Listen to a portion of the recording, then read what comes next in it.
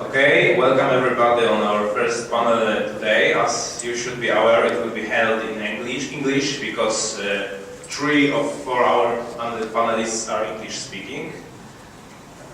Tomasz is speaking English too. I'm trying, so I hope you will understand as well. My name is Jakub Marszałkowski. I'm from Politechnika, Poznańska, or Poznań University of Technology. And we have guests, Olivier Jones from Zynga, Eoin, okay. No applause for me, apparently.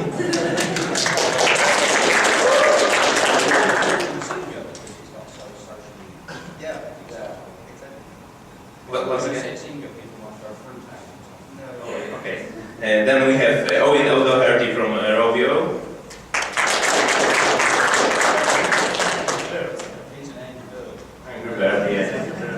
Justin, which one? The red one? Yeah. We have Justin Parsler, from Brunel University. You are also consulting for Mediatonic company. And we have Tomasz Kaczmarek, independent game developer, and also the guy who brought up the idea of Zjazd, Twórców, Gier. Okay, we have 2 microphones, so we have to share. Maybe we will start with some. One more thing. The topic of this panel is future of games, games of future. We will try to cover it as far as we can try to predict the future. Obviously, we will fail to predict the future, but it's always interesting to talk about it. So, some warm-up questions for you guys. Your most expected game of, let's say, next year game that is announced and you are waiting for it. Tomasz? The most expected video game. Probably I would say it would be Doom 3 BFG edition. It should be coming soon. But only I'm thinking about it because it's the first project which is compatible with Oculus, which is virtual reality headset, which enables you to be somehow in the game. And that's some kind of vision of the future I've got, that the games will become more and more immersed. And I'm quite happy that Kaczmarek decided to implement a new project from Kickstarter into his one of my pretty much trademarks, like him. So we'll see how it goes. Olivier? Hi. Yeah, City Bill 2012. Well, from a AAA standpoint, the only game that I've really been following is Bioshock Infinite. That looks really exciting, like the way you can just ride around the arena and like shotgun people in the face after coming off. It's phenomenal. I can't wait to play it. Justin? Just like ignoring it. Yeah. Okay. Like just not. Okay. So this is difficult because the game I've been waiting for so long just came out in October, which is XCOM. So I've been waiting for 20 years for XCOM to come out. So it's difficult to think about what I don't care about anything that's coming out next year. I'll still be playing XCOM. No, it really ends after XCOM. I think that's got to be my answer. I can't think of anything coming out next year that really excites me actually. That I can think of at the moment. That's just because I've been focused on XCOM for 2 decades. Is Owen going to say something yet? Yeah. Is it like Angry Birds, the Goat edition or something? Star Wars edition. There is an Angry Birds Star Wars edition. Yeah, I don't know. Maybe I think SimCity will be interesting because I think a game like XCOM, and I don't actually know what SimCity is going to be next year, but I think SimCity will be it'll be quite interesting to see because it's a great game from the past and they're not messing it up, which is brilliant. It seems like they're really trying to make older games applicable to this generation, And if they keep doing that, we'll see some even better games doing the same thing. You know, I just wish success to that game, because I think if it can do well, then we'll see really cool things. The SimCity Social.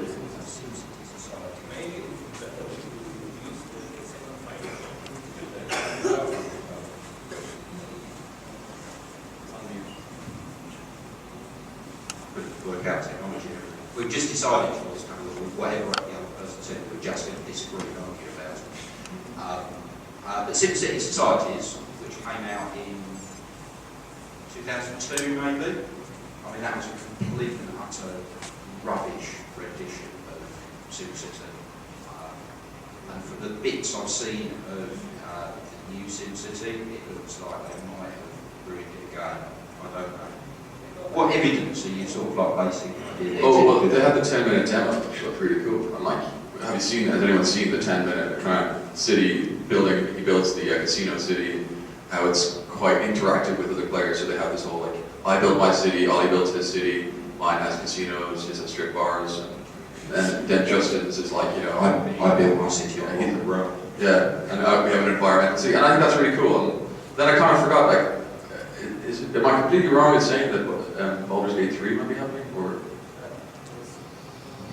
No, this year Baldur's Gate High Definition Edition is coming out. Baldur's Gate 1 and 2, but yes, with some additional extension, right? Still, maybe one thing, Olivier, you mentioned that, if we focus about AAA titles, you'll say Bioshock Infinite. But if we talk about indie titles, is there anything Last Guardian.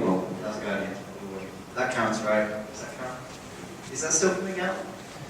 Is that on Nintendo? It's not. It is. It's artistic. What about Team What Meat? does indie mean? Yeah, it doesn't mean anything.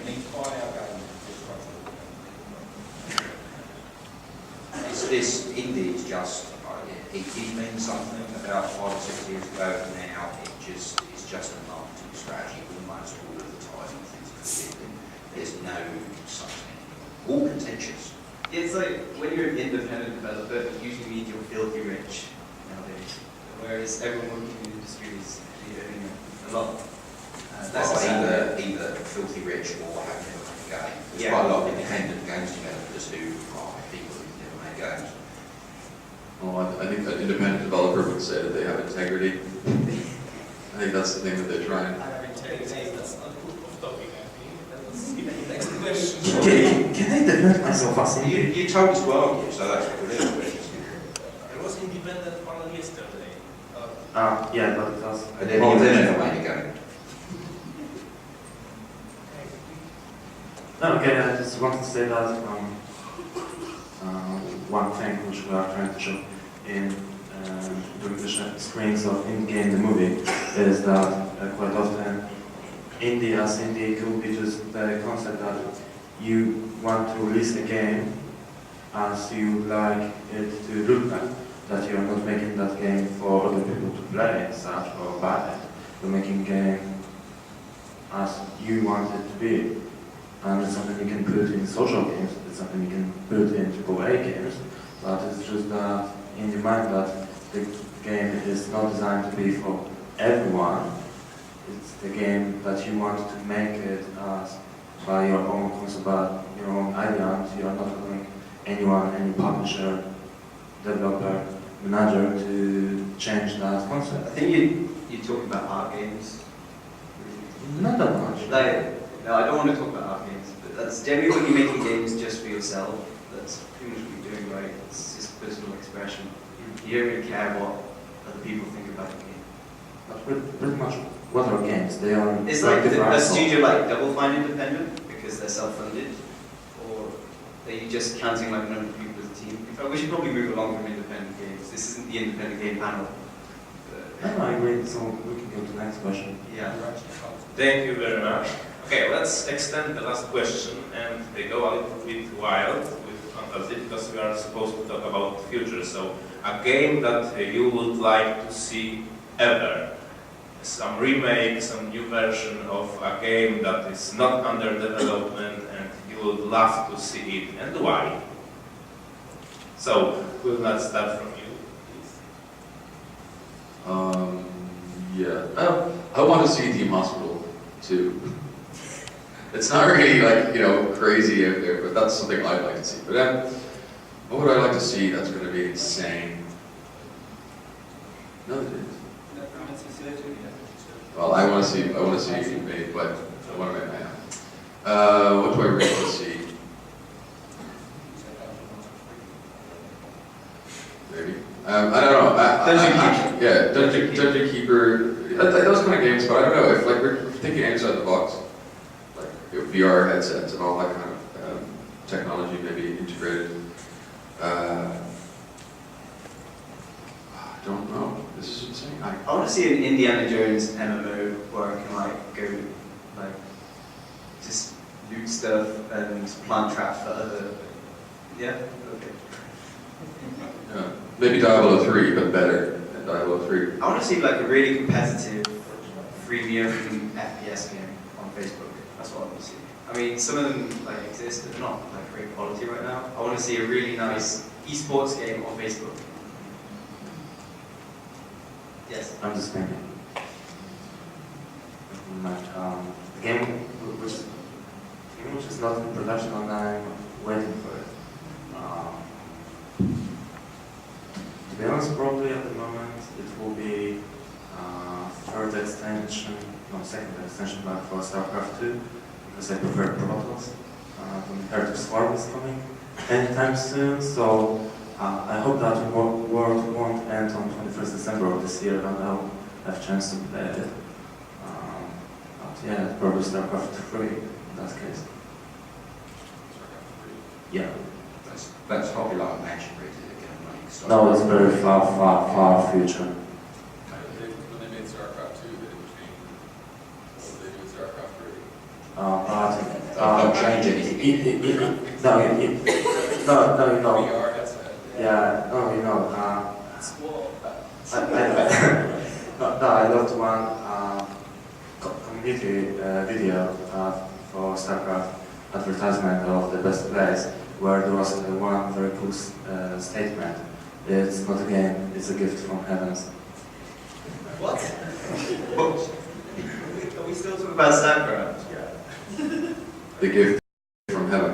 I think a different game. I guess I want to see more games embracing modding and embracing like player input and player controlled creativity in their game. I guess it's a bit niche, but I would love to see something kind of similar to maybe EVE Online, but maybe let's see it as I think when I heard of Dust coming out, I was thinking, oh, this is going to be a whole planet that people can like establish their bases, build up their like communities, really recruit people, and kind of basically take the game any way they want to go. And then I realized that it's actually not going to be that, and I thought that was a bit of a shame. I can see why CCP wanted to go that direction because of the platform, but I think that I would love to see a huge MMO, like first-person shooter MMO that has no real rules in terms of structured like quest line and leveling up and blah blah blah. I'd like to see really this open world, and yeah, I'll even go. So what you're saying is that you want an MMO that is just like real life, and I actually think that would suck quite a lot. I mean, Second Life. Second Yeah, Life, sucks because quite a that's lot. just like real life. I mean, fly around. So it's But I think that CCP is still working on World of Darkness MMO. They've been working on that since about 19.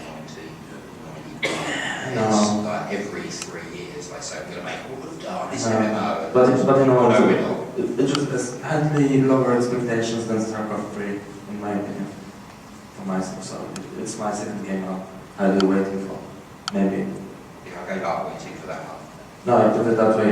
They finished the Nukem Forever. Sorry, for never. So.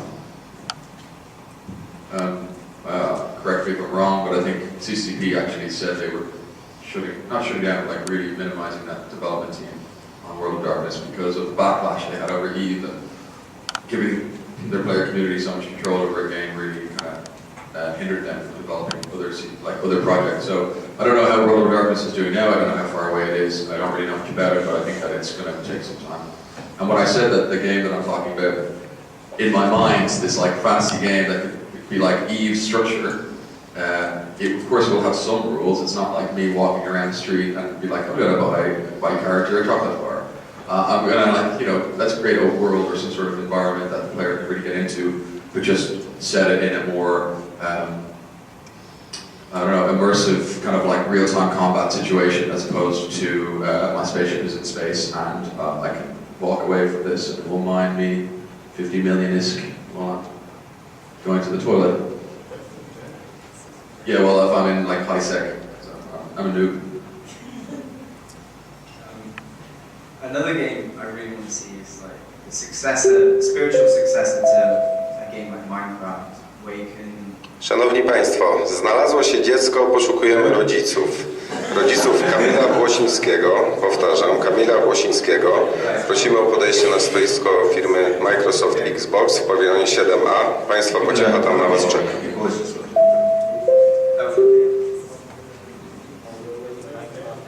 Yeah, so I want Minecraft HD. I want to know what that looks like. I want. I can go into the dark and take it. Yeah. I want to know what platform it's on. Is it more accessible or is it more hardcore? When you give people more control over their environment, does that automatically mean that the game is more targeted to a core audience? That's the word for it. You're explaining this to me again. Yeah, so No. you look interested, yes. Has anyone played Terranigma? I also want to see that, a sequel to that. Or Chrono Trigger, while we're at it.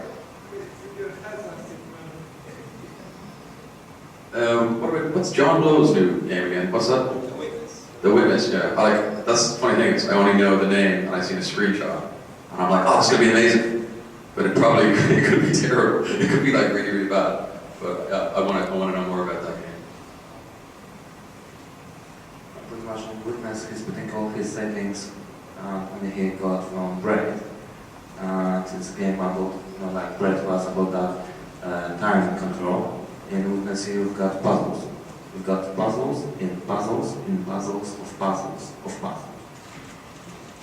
That sounds great.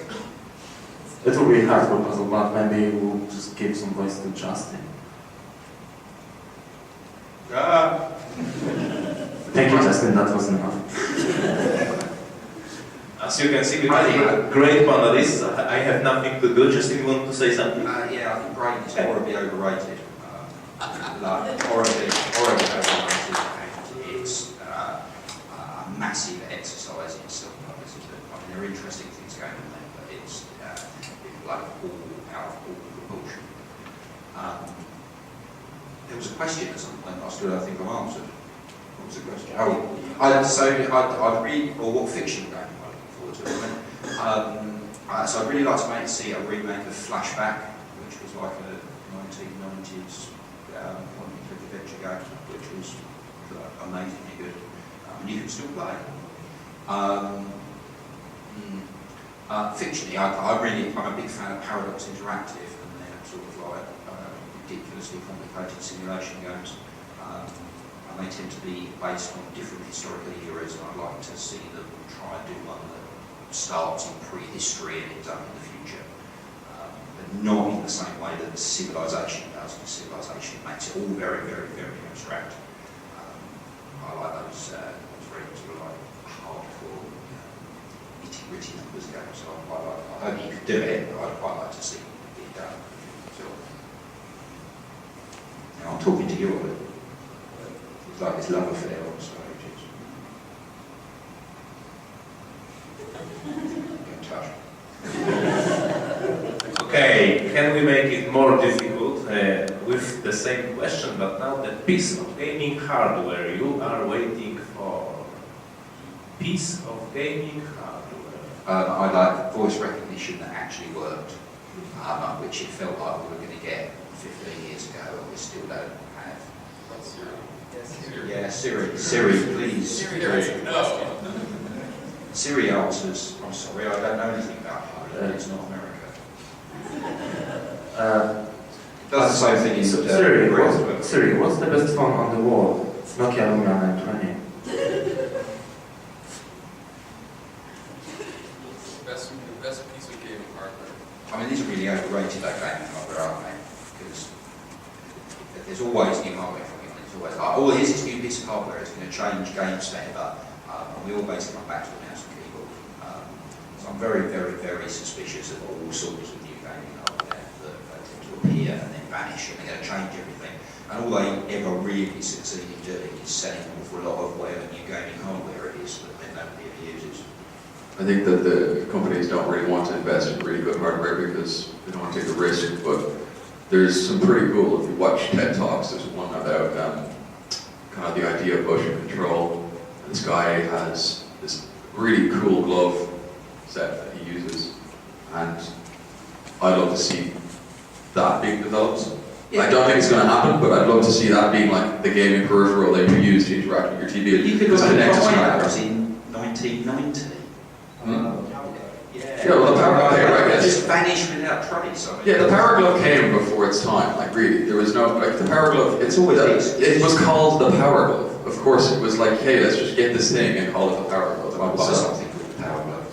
But the power, like it's something like you'd think someone wears in a 1980s movie at a disco. Like, you know, I don't know what kind of technology that is, but I'm saying that there is really good tech now that can be used, and I'd like to see that being developed. That's my personal aim. Pretty much gaming hardware. I would say for projects I'm looking for, two of them were already funded. It's Ouya, which is open gaming platform, gaming console. I don't know what the deal is with the Ouya, like. No, It's like a. I just want to see how it goes. Okay, iPad for your TV. No, It doesn't make sense. It's something like Android phone connected to your tele. It sounds pretty nice. naff actually. Like, Yeah, but can I just like use my Mobile phone. on my sofa? Why do I have to? Oh, is it really that important? Like Yeah, controller? that's my point. Do we need the controller anymore? I'm not sure. Yeah. If we got gloves, then. No, but still, I'm saying that's one thing I'm looking for. The second one, like I was mentioning, Oculus Rift, that VR headset. Third one, I noticed some time ago, Microsoft did a hand project based on Kinect that you could come out on your hand. Did you just say hand project on Connect? Is that working title or? No, I just don't remember the title, I just want to get the idea. But also there's one more called Lib. I don't know if you hear about it. It's just a small bar showing infrared upwards, and you can just use your hands up front, your, I don't know, Mac, whatever it works on Bluetooth, and it provides quite good and precise detection of your hands and fingers. And the videos are available online, and you can get pre-orders. Yeah, that's what I was going to say. I liked that makey thing that you Okay, so, but that's already available. Yeah, but that was fun. Okay, so makey is a project by two MIT students, which was funded on Kickstarter. They asked for 25,000, and they got 563. Yeah, we don't need the whole history of the entire project. Okay, so in short, you can play it on retro stand in the main section. It's pretty much what it does, that you can connect anything which transmits electricity and make it as controller. So for example, So basically, you can play on one bananas. button combat game, and you can plug it into Ollie, and you can use his head as the one button. So you can smash Which it. is what we were trying to. Best interface ever.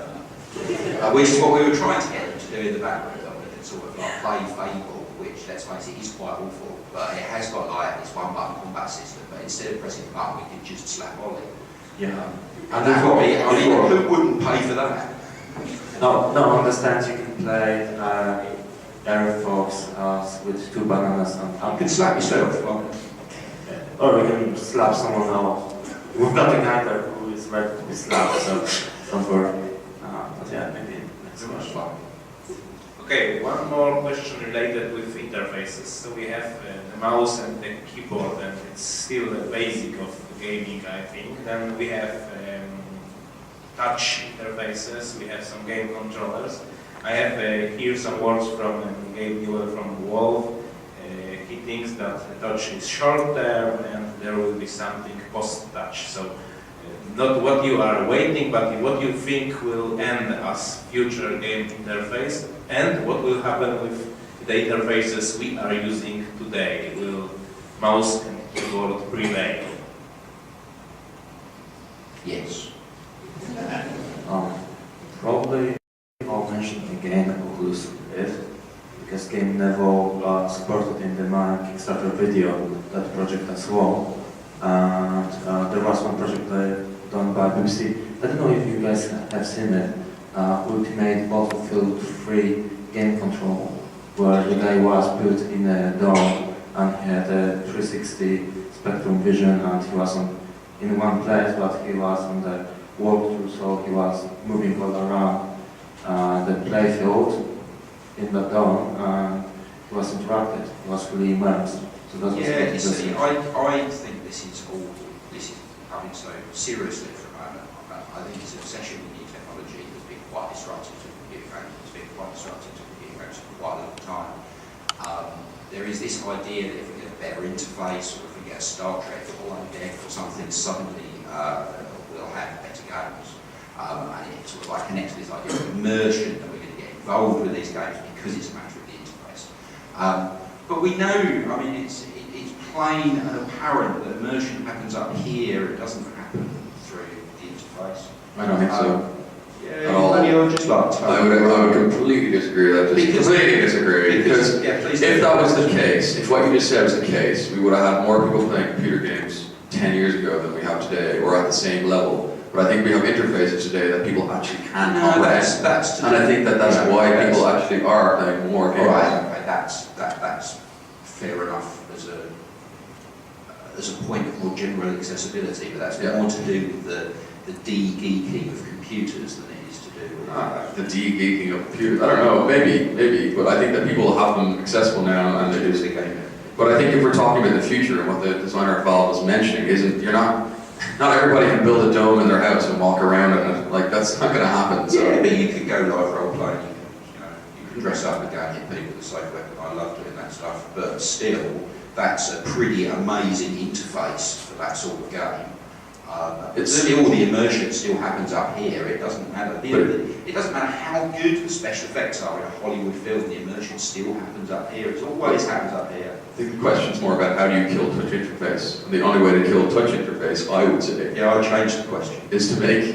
Okay, well, I think the only way to kill touch interface is to make it again, I guess, no touch. So there's no connectivity in touch at all. So how do you do that? And we're seeing, like, what is it, the dream where it's like projects into the space and kind of interact with the space. So like by interacting with the space, like imagine like a cube of space that you can interact with, and that's the interface. That sounds terrible. I'm saying it is going to happen. I'm not saying it's going to be amazing. I'm saying that that's probably what you might be thinking of, because can't see anything past touch, but that. Otherwise, we're going backwards. It's like that tactile feel of holding a controller or even doing gestures. Like, you can't really replace that with I don't really enjoy using Connect right now. I prefer the Wii because I have buttons, and buttons are great. I don't want the future of gaming to be without them. Yeah, but you're not a 2-year-old kid who knows only interfacing through a Mac or through an iPad or through a split screen.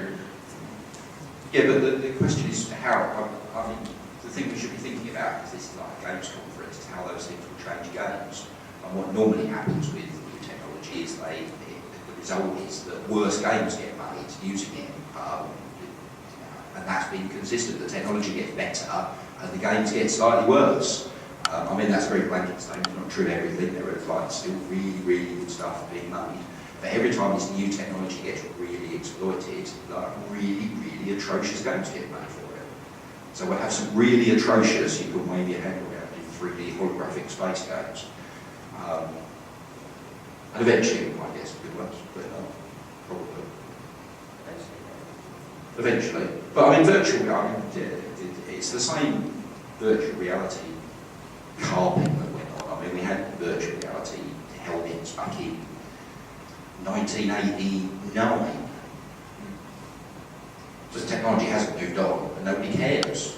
Just about... Because it happens up here. That was my next question. Okay. Sorry. Sorry for that. Just about, anyway, I can agree partly with your point of view that if a new, let's say, radical technology will come out, the games will get slightly worse with it. But isn't the fault of game designers that they are thinking about making a game for that new technology in the concept they were using from the old technology? Yes. So it's really Sometimes, yeah, but sometimes it's also that they just try and use the new technology as a gimmick and think that the new technology is going to support the game all on its own. I'm supposed to disagree with you now. Okay, very short questions. VU, your opinions.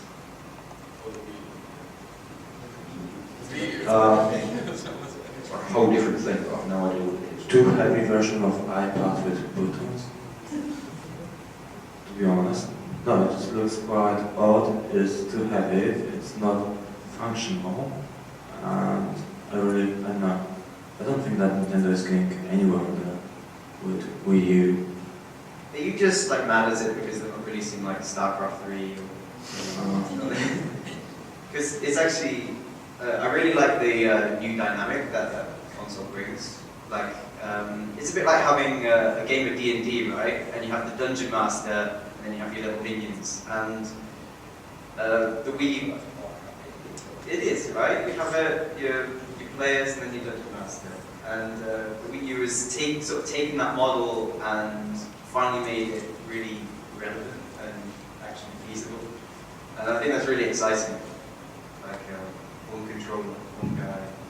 Yeah, I think that everyone I talked to last year in other conventions was talking about your second screen. How do you watch TV or do something with the TV, and then use your second screen, your phone or iPad or whatever, to have extra usability. So like one example I saw was like watching The Walking Dead, and you can actually on the phone real time, like if it's on TV, you can like guess how many zombies will die in that episode. So you're like, I think 20 are gonna die, and then maybe like at the break it's like, oh well, only 15 have died now. Do you want to change your guess? And people are ranked on the system. So you're watching TV and you're also playing a game with it. And I think that that's pretty much what the Wii U kind of has the capability of doing. Is you automatically, by buying the unit, you've got two screens and you've got two completely different functionalities. Like one of the basic things is you take the interface and let's clean up what you see and put it here. And maybe in practice that won't work very well because I don't know. I've only played the Wii U a little bit, but if I'm trying to see how much health I have and I have to like look down here and then I die because I'm looking here, then that's going to be bad. But I mean, if you can add some extra functionality that you don't really need to know that much, but when you want to get to touch it, you can do it here. That could be really cool. I don't know. But the games need to be developed for it like, differently. And then it's also accelerometer. There's so many things. It's really, really interesting. But still, some of the functions you are saying, for example, to get in Android market of smart TVs that you can, for example, in Sony, you can use your smartphone, connect it to your telly, and you can decide from your smartphone what you're playing on your telly, have interactions with applications on your telly. From your smartphone, you can send pictures to browse them on the telly, but your interface is on your smartphone. Yeah, but what I'm saying is the Wii U solves the problem of not having a smartphone, which not everyone has. So yeah, but like, then you need to have a console. Yeah, that's the whole thing. The Wii U sells you the package. So you know on day one, it's like, I'm going to buy this, as long as you have a TV, I'm going to buy this and I'm ready to go. I'm like, I can do all of the stuff. But if you've got the Android or iPhone or whatever, and Microsoft are doing this now, where they're like, hey, everybody's got the Windows 8 tablet, maybe. They think it's kind of like if you've got the Windows 8 tablet, and you've got your Xbox, and you've got your TV, then you can do some extra functionality. Nintendo were like, you have all of this straight away, and here is the extra functionality straight away. So I think that it's a good angle, but maybe a lot of people are like, oh, it's not as powerful as the PS3, or it's just as powerful, like, it's old stuff. But I mean, the Wii wasn't as powerful as the Xbox or the PlayStation 2. And the Wii sold more units than they did. So I don't know if some of the gripes it gets, some of the problems that the Wii U is getting in terms of like the fan base of console generation, doesn't really apply at all to what it's trying to do. Pretty much at the moment Nintendo is finishing their year with the losses first time in their history. they're on the minus, they don't have any game or anything like that, so the idea is not working that great. They will think so. They will think something new, just like, I don't know, new motion. Something new, sorry, are we still talking about Nintendo? Yeah. Something new, they've got Super Mario, 1980s, Zelda, 1980s, I'm the whole package in the box. They will figure, let's It uses a new machine, so it must be good. yeah, but pretty much, they don't have anything new, they are just moving hardware. Doom 3 is so StarCraft 3 most anticipated. I mean, new? I think Nintendo are doing like. Yeah, Nintendo could. I talked to someone about this. Nintendo, he believes Nintendo will be gone in a year. I don't know. I don't know how I can say who it is, but this guy was really adamant about Nintendo will be gone next year. I'm like, well, I don't know. That's predicting the future. Like, I don't know, but I hope not. God, I hope not. I think that would be terrible. Like, they really need to move into mobile, otherwise, like, I don't think the future's looking too bright. But pretty much the power of Nintendo is that they've got those old strong names like Mario, Zelda, and so on, only on their consoles, that they're not available anywhere else. And that's the only strength in Nintendo, but at the same time, pretty much Nintendo is the oldest company, because it's from 19th century.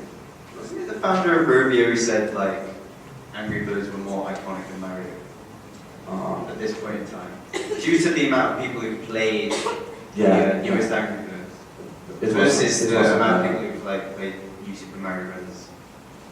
On the DS.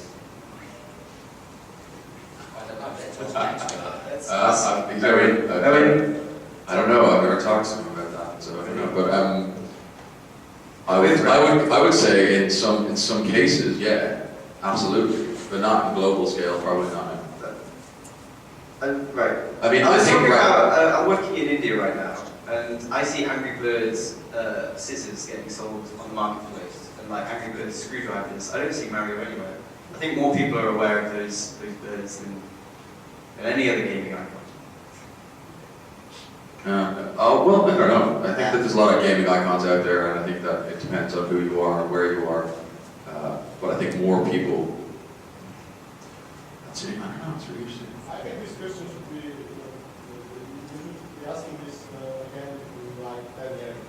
Yeah, that's very relevant. I think it depends on, like, a Pokemon, for example. Like, think about Pokemon as a good benchmark here. Like, everybody knows Pokemon, but I mean, I don't know if it's still relevant to kids today who are growing up now.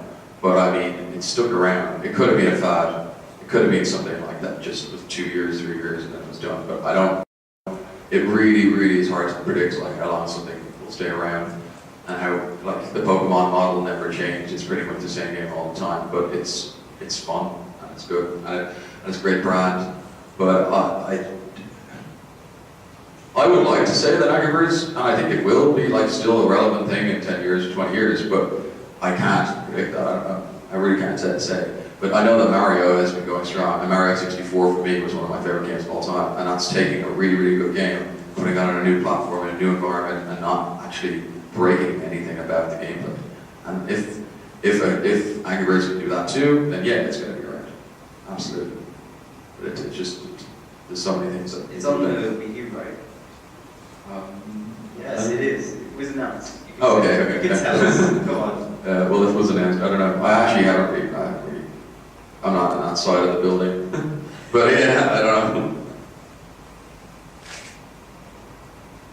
Okay, when we are with consoles, Xbox 720, PlayStation 4, any guesses? They exist. Yeah. It's going to be, well, they're definitely going to leverage the Kinect a lot more, whether you like it or not. They're definitely going for the more casual audience with that. They're trying to spread it out a lot further. I think they can do a lot better with the Kinect. Like trying to play the new Star Wars game, it was actually really atrocious, in my opinion. Yeah, I don't know. I don't think there's very much. This is contentious, but I don't think there's very much future. So,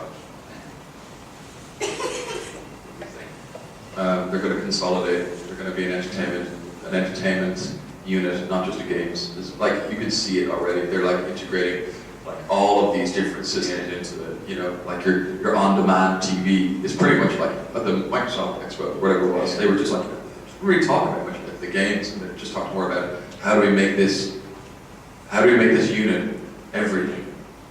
And I think that's where they're going to go with the next generation. I kind of talked about it a bit yesterday. I think they're going to integrate their whole systems into like packages. So you buy the screen with the Xbox built into it. Like, that's what I think will happen at some point. We get your Xbox 7 20, 40-inch TV or something like that. And it'll be, and then you maybe components could be taken out for graphical power, but I don't know. Oh, I don't know. I think someone who, if that happens, maybe it would be a good idea. I don't know. I think tying games next to hardware is a good idea, because then more of us will have more access to individual titles. Yeah, but at the moment, what I think, if Xbox 720 will become modular, it will be just a PC next to your telly. Yeah, that's probably. No, but it will be just PC next to your telly. And the problem is that the only power and strength of the consoles at the moment, that they are the same hardware. So developers know what they are working on. No, each generation is. This is not. Have you seen the Xbox 360 today? Have you seen it like 5, 6 years ago? It's not the same machine. No, I agree that they are upgrading the hardware because the new releases are upgrading it, but across the, let's say, series of it, the bunch of it of the year is the same hardware, so developers know what they're working at instead of working with all different specifications on PCs. So if you've got modular Xboxes, you will have various different calculations, and what you will say, oh sorry, this Xbox 17 game is not compatible with that series of graphic cards. Oh no, that's not what I meant. Like I meant that yes, you might be able to create some components on it. Like, okay, Xbox. Who has an Xbox? Everybody has it. Like maybe half the people have Xboxes. But I'm saying that in my mind, I had an Xbox, and it's like, do I want 20 gigabyte hard drive, 40 gig? Do I want 4 gigabyte hard drive? Like that's a module component, right? That is something you can take out and you put something else in.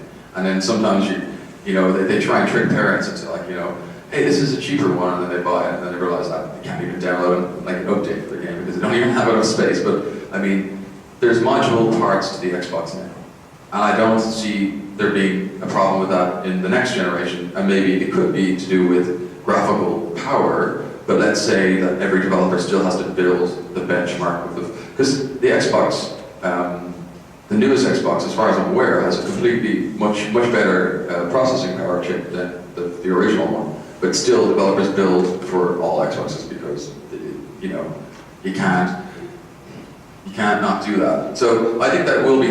Well, I don't know. Maybe there will be module capability within the next generation consoles, because if right now you see the life of a console, the console generation's lifespan is a lot longer today than it was the first few generations. And I think that's what they'll have to do again. And still, people technology will keep changing, so they have to kind of adapt to that. And module will help. And what about Steam big screen? No, but you can just. No, you can just use pretty much now your PC as a console. Because that's regular, like you're mentioning that the consoles will go into entertainment area more than games only. Now also you've got games, movies, like in the game and movie, applications, so you can do pretty much everything from Steam. And it's designed to work as a console. Xbox Live is a really good games delivery, online games delivery platform. I mean, it's a really good. And it's quite pain in us to look for games through. Yeah, I hate it, but it's still, a lot of people use Xbox Live. I mean, I use Steam personally. I don't know how his audience use Steam over Xbox Live, but Xbox Live has got a lot of people using it. It's a lot of games. For example, And he's got Microsoft. What I'm thinking that game console developers as such, they should open the consoles a bit more. For example, like it was done between Sony and Valve, that Portal 2 players can play between each other from PC and from PlayStation 3. They're playing the same game. Yeah, but if you do that, you start to lose the branding of the console itself, and then it does just become a PC. It does just become a PC in a different box. In my case, a PC with a big red ring around it when it gets switched on. I'm ready to throw it away. But if a console developer just let it do everything that a PC did, and that PC do everything that the console did, then the console will lose. They're not going to do that because the console wouldn't need to buy it. No, it's a good point, but so no, I'm just thinking that if you've got a console only for gaming, why you should have it at all if you can have PC which can do much more and it may end up same price or... Well, I agree with you. I mean, in a direct answer to the question about the next Xbox and the PS4, I don't think they're ever going to come out. I don't think that the brand is going to disappear. It will just become more of an internet-based or even cloud-based service provider for games, and it will become about games and the software. But that might be just because the thing that interests me is the games, not the hardware. So